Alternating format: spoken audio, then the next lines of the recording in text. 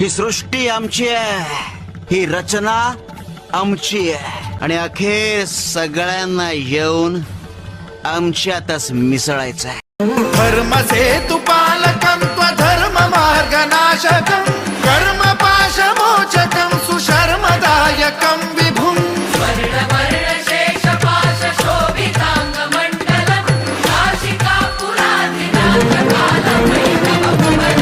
कालभैरवं भजे.